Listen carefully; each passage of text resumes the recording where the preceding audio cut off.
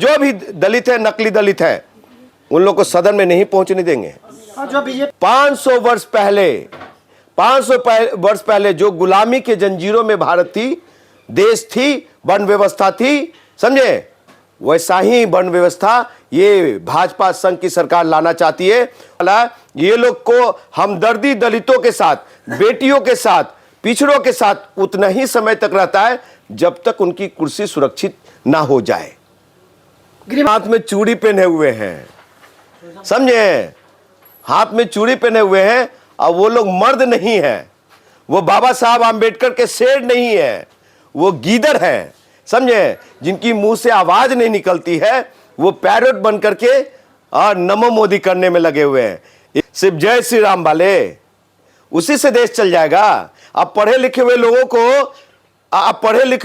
को वो राम मंदिर के आगे हाथ में कटोरा थमाएंगे, भीख मंगवाएंगे। भूमि पूजन होगी तो ब्राह्मण आएंगे, बड़े बड़े मठों के मठाधीश आएंगे, त्रिशूल लेकर के, चंदन टिका करके, और 22.5% आरक्षण दिए थे, उस आरक्षण को खत्म कराना चाहते हैं। वो कभी कहते हैं समृद्ध दलितों को आरक्षण छोड़ देना चाहिए।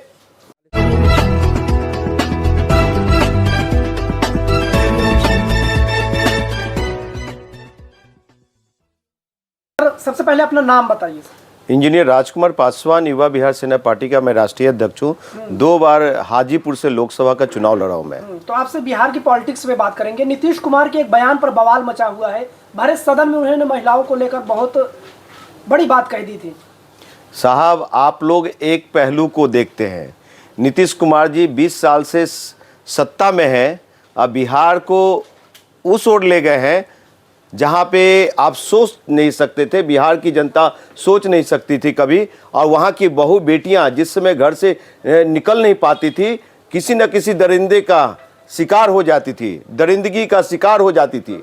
आज आपको बता दूं कि बिहार के सम्मानीय मुख्यमंत्री सदन में जो कहे, उस चीज़ को आप लोग ले ऐसे उस चीज़ को प्रचारित कर रहे हैं, उस बात को आप आगे ला रहे हैं। मैं बता देना चाहता हूँ कि बिहार के सम्मानीय मुख्यमंत्री महोदय ने कुछ ऐसी बात नहीं कहा है। अगर कहा है तो उन्हें देखो, जो ये संघ भाजपा के लोग, भारतीय जनता पार्टी वाले लोग जो कहते हैं ना साहब कि बेटी पढ़ाओ अब बेटी पटाओ, उनसे आपने सवाल नहीं किया। साहब, जब मणिपुर में भाजपाई शासित प्रदेश में 2 आदिवासी बेटियों को नग्न घुमाया जाता है, योनि में हाथ डाला जाता है, स्तन पे हाथ फेरा जाता है, उनके साथ क्या किया जाता है, ये देश देखा। उस समय आप लोग कहाँ रहते हैं साहब? आपको बता दूं कि जब एक आदिवासी बेटा के सर पे ये भाजपा विधायक प्रतिनिधि सरेआम खुलेआम सर पे पेशाब करता है, तो उस समय ये लोग कहां जाते हैं? शब्दों का चयन ठीक था, आप मान रहे हैं कि शब्दों का साहब, कहने का एक तरीका था, और बिहार के सम्मानीय मुख्यमंत्री महोदय ने जो बात कही है, वो जरा भी बेटी के सम्मान में कोई ऐसा बात नहीं कहा कि दुर्व्यवहार किया, उनके सम्मान के साथ ठेस हुआ, ऐसा कुछ भी नहीं है, समझे।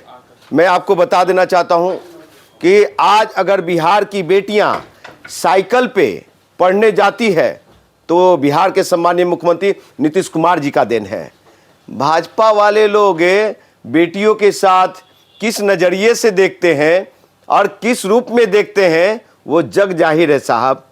बीजेपी के लोग तो कह रहे हैं कि देश देख लिया कि नीतीश कुमार की क्या सोच है बेटियों को लेकर, उन्हें इस्तीफा देना चाहिए। देखिए, देश के प्रधानमंत्री महोदय को भी इस्तीफा दे देना चाहिए था उस समय, जिस समय उन्होंने कहा कि बेटी पढ़ाओ बेटी पटाओ। वो तो टंग स्लिप है। तो ये भी मान लो कि टंग स्लिप है भाई साहब। ये माफी क्यों मांगनी पड़ी? माफी अब जनता को ये आश्वस्त होना चाहिए कि हमारे मुख्यमंत्री हैं, बिहार के मुख्यमंत्री हैं। 33% आरक्षण बिहार विधानसभा में, बिहार पहला राज्य है जो बेटी महिलाओं को 33% आरक्षण दिया। उसके बाद उस मॉडल को देश के प्रधानमंत्री ने लोकसभा में अपना मॉडल को माना और लागू किया। वो प्रधानमंत्री को शर्माना चाहिए कि 10 साल बाद उनको याद आता है बेटियों की आरक्षण। साहब, इतनी बेटियों की हमदर्दी है ना, तो 33% जो आरक्षण लाए हैं उसको सदन में आप कब लागू करेंगे? साहब अभी परिसीमन आपने लागू किया नहीं। परिसीमन के तहत रिजर्वेशन तो फिक्स करो। बेटियों को कब आएगा? 39 में, 35 में, 60 में, कब लागू करेंगे? अच्छा, नीतीश कुमार जी जो अगला वर्ष पिछड़ा करने की कोशिश कर रहे हैं, सफल होंगे 2024 में?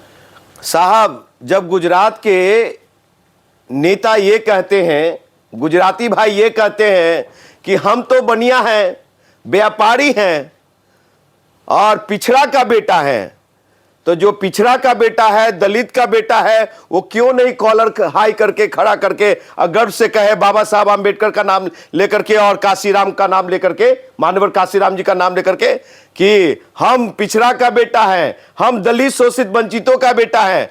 सिर्फ आप शगुफा फेंकेंगे। संघ से संघी दलित और नकली पिछड़ा नेताओं से देश का भला होने वाला है? ये कभी भला नहीं होने वाला है। ये लोग को हमदर्दी दलितों के साथ, बेटियों के साथ, पिछड़ों के साथ उतना ही समय तक रहता है जब तक उनकी कुर्सी सुरक्षित ना हो जाए। गृह मंत्री अमित शाह जी का एक बयान था कि लालू प्रसाद यादव के दबाव में यादवों और मुसलमानों की संख्या ज्यादा दिखा दी जाती जनगणना में। देखिए, जातीय जनगणना के संदर्भ में मैं इतना ही कहूंगा कि कहीं ना कहीं कुछ गड़बड़ झल्ला हुआ है और गड़बड़ हुई है जातीय जनगणना, लेकिन जातीय जनगणना हो तो गई, आंकड़े आ तो गए, भागीदारी सुनिश्चित की जा रही है, तो और भाजपाई शासित प्रदेश से अमित शाह जी के साथ है आप? नहीं, अमित शाह जी के साथ नहीं। अमित शाह जी को चैलेंज कर रहा हूं, आप लोग के चैलेंज के माध्यम से, आप लोग के चैनल के माध्यम से मैं चैलेंज कर रहा हूं मोटा भाई को और देश के सम्मानीय प्रधानमंत्री महोदय को। अगर हो भाजपाइयों में ताकत तो पूरे देश में जातीय जनगणना करके दिखाओ, तब समझेंगे कि ये आप दलित शोषित वंचित अग्रिम मतलब पिछड़ाओं को भला सोचते हैं आप। तो सबको साथ लेकर चल रहे हैं ना? कौन से सबको साथ लेकर चल रहे हैं? सिर्फ जय श्री राम वाले, उसी से देश चल जाएगा। अब पढ़े लिखे हुए लोगों को वो राम मंदिर के आगे हाथ में कटोरा थमाएंगे, भीख मंगवाएंगे, पकोड़े छनवाएंगे, चाय बेचवाएंगे, ये नहीं चलने वाला है। वैकेंसी आई है राम मंदिर में, सबके लिए आई है, योग्यता हो तो जाइए आप भी पुजारी बनिए। साहब वैकेंसी ये क्या देंगे? सबसे बड़ा झूठा प्रधानमंत्री है ये। नोटिफिकेशन पढ़ा या नहीं पढ़ा आपने? साहब सब नोटिफिकेशन मैंने पढ़ा है। जब भूमि पूजन होगी तो ब्राह्मण आएंगे, बड़े बड़े मठों के मठाधीश आएंगे, त्रिशूल लेकर के, चंदन टिका करके, और वो दलित की बेटी जो कुर्सी पे बैठी हुई है, दलित का बेटा जो राष्ट्रपति थे, उनको शिलान्यास में नहीं बुलाया, समझे, पूजन में नहीं बुलाया, पार्लियामेंट के उद्घाटन में नहीं बुलाया। तो ऐसे प्रधानमंत्री किसके प्रधानमंत्री है? अब देश के 140 करोड़ आवाम के प्रधानमंत्री नहीं है, ये सुन लीजिए, मठों के प्रधानमंत्री हैं, पंडितों के प्रधानमंत्री हैं और अंबानी अडानी के प्रधानमंत्री हैं। ये इतना बड़ा पद दे दिया राष्ट्रपति का, आप फिर वहां भी सवाल उठा रहे हैं। सिंबॉलिक वो दिया है क्या? उन लोगों ने दिया है। देख रहे हैं बाबा साहब आम्बेडकर काशीराम जी, बाबा साहब आम्बेडकर काशीराम जी, इन लोगों का दिया हुआ है। इन लोग की औकात है कि किसी दलित को सदन में पहुंचने देते? इनकी कोई औकात नहीं है, संवैधानिक अधिकार नहीं मिली होती ना साहब। आरक्षण दे तो दिया। कौन से महिला आरक्षण? अच्छा, ये बेटियों की आरक्षण, महिलाओं की आरक्षण, साहब वो हमारा मैंडेटरी था। बाबा साहब आम्बेडकर ने बहुत पहले ही प्रोविजन कर चुके थे, ये भीख में नहीं दिया है, समझे। 5 किलो राशन दे रहे हैं और क्या? 5 किलो राशन दे करके हमारे समाज को, हमारे जातियों को निकम्मा बना रहे हैं ये लोग, अनपढ़ बना रहे युवा नौजवानों को। अब समय आ चुका है, 22.5% आरक्षण नहीं, 22.5% देश में नहीं, 35 से 40% करो और सभी सरकारी महकमे में हमारी भागीदारी सुनिश्चित करो। हाँ, ये कहते हैं कॉलेजियम सिस्टम को खत्म करो। और आपको बता दूं साहब, इस देश के प्रधानमंत्री जी को शर्म आता है, मोटा भाई को शर्म आता है। रेलवे में 5 लाख वैकेंसी साहब, दूरसंचार में 3 lakh vacancy, coal and mines में 4 लाख वैकेंसी। ये सब बेरोजगार युवाओं को साथ धोखा है, खिलवाड़ है। भाइयों बहनों, 2 करोड़ रोजगार नौकरी देंगे। क्या हुआ मोटा भाई? लेकिन देश के खुश तो है ना, खुश तो है, कहाँ शोर मचा रहे हो, वो तो खुश तो है ना। साहब युवा, आप सुसाइड का दर देख रहे हैं युवाओं का, बेरोजगारी का आलम देख रहे हैं युवाओं का, महंगाई का आलम देख रहे हैं। अगर इस देश का युवा 2024 के लोकसभा चुनाव में फिर से भाजपा सरकार को लाती है, और ये लोग लाते हैं देश का युवा नौजवान लोग जो 65% युवा है, अगर भाजपा को फिर से लाते हैं तो समझिए कि देश के युवा देश को बर्बादी की ओर ले जाना चाहती है। देश सुरक्षित हाथों में है, आप लोग पचा नहीं पा रहे। साहब कौन से सुरक्षित हाथों में है? अंबानी अडानी के हाथों में है। पता है आपको, थोड़ा सा पीछे ले चलेंगे, 500 वर्ष पहले जो गुलामी के जंजीरों में भारत थी, देश थी, वर्ण व्यवस्था थी, समझे, वैसा ही वर्ण व्यवस्था ये भाजपा संघ की सरकार लाना चाहती है। वैसा ही आपको देश का रूपरेखा पेश करना चाहती है। फिर से ब्राह्मणवादी मनुवादी को पैरों में डालना चाहते हैं, तो हम लोग नहीं चाहते। जो बात आप कह रहे हैं, इसे जनता कैसे माने? उनके कैबिनेट में ओबीसी कितने मंत्री हैं? लगभग 29 से ज्यादा। उसके बाद प्रधानमंत्री खुद ओबीसी हैं, दलित जितने उनके कैबिनेट में है ना, सब लोग हाथ में चूड़ी पहने हुए हैं, समझे, हाथ में चूड़ी पहने हुए हैं, और वो लोग मर्द नहीं है। वो बाबा साहब आम्बेडकर के शेर नहीं है, वो गीदड़ है, समझे, जिनकी मुंह से आवाज नहीं निकलती है। वो पैरोट बन करके और नमो मोदी करने में लगे हुए हैं।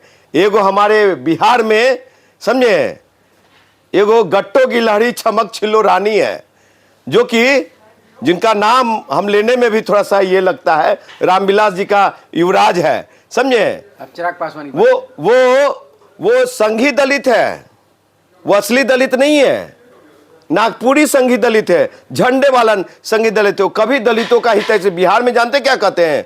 जो बाबा साहब आम्बेडकर ने दलितों को, गरीब शोषित वंचितों को जो 22 रोटी 22.5 रोटी दिए थे, 22.5% आरक्षण दिए थे, उस आरक्षण को खत्म कराना चाहते हैं वो। कभी कहते हैं समृद्ध दलितों को आरक्षण छोड़ देना चाहिए। 12 अप्रैल 2016 को उन्होंने कहा कि समृद्ध दलितों को आरक्षण छोड़ देना चाहिए, और अब कहते हैं भाई चिराग पासवान, जानते क्या कहते हैं कि 12 ऐसी जातियों को अनुसूचित जाति के सूची में शामिल किया जाए। इनके पिताजी ने दिया है 22.5% आरक्षण। हाँ, किसके लिए काम कर रहे हैं? ये संघ भाजपा के इशारे पे काम कर रहे हैं। इस बार आपको बता दूं, इन परिवार पार्टी का खात्मा हो जाएगा, और जो भी दलित है, नकली दलित है, उन लोग को सदन में नहीं पहुंचने देंगे। जो बीजेपी के साथ है वो नकली दलित है। एक जो संघ भाजपा के साथ है वो नकली दलित है, जिसे जहां वो बाबा साहब का शेर नहीं है। जिसे जहां सम्मान मिलेगा वहां जाएगा। साहब कभी भी बहुजन के लोग, अनुसूचित जाति जनजाति के लोग को देखा है हाथ में 1 किलोमीटर जनेऊ पहना हुआ, जय श्री राम का टीका लगाने वाले लोग? ये लोग सब भगवाधारी, समझे, स्वार्थी लोग हैं। दलित की आरक्षण खत्म कराना चाहते हैं। आपको बता दूं, पहले कैबिनेट में, मोदी साहब के पहले कैबिनेट में 2014 की बात बता रहा हूं मैं, शायद कोई भी ये बात आपके चैनल पे नहीं कहा होगा, और मैं नाम ले रहा हूं सभी को। जानते साहब, ये एनडीए सरकार, भाजपा की सरकार, मोदी जी ने जानते हैं क्या किया है? सुन लीजिए, संविधान में समीक्षा के लिए, संविधान बदलने के लिए, आरक्षण को खत्म करने के लिए, और गरीब शोषित वंचितों का अधिकार छीनने के लिए साइन करा लिया गया है। कौन कौन किए हैं? महाराष्ट्र के अठावले साहब, उदित राज जी भी कर चुके हैं, जो कि आज उदित राज जी कांग्रेस में भाग चुके हैं, समझे। सुनिए, ये चिराग पासवान कर चुके हैं, स्वर्गीय रामविलास पासवान जी कर चुके हैं, और स्वर्गीय उनके भाई रामचंद्र पासवान जी का, और भी जो एनडीए में बहुजन दलित के नेता लोग हैं, वो लोग साइन कर चुके हैं संविधान को बदलने के लिए, खत्म करने के लिए, ये सब चीजें, और आज उन्हीं के इशारे पे काम कर रहे हैं।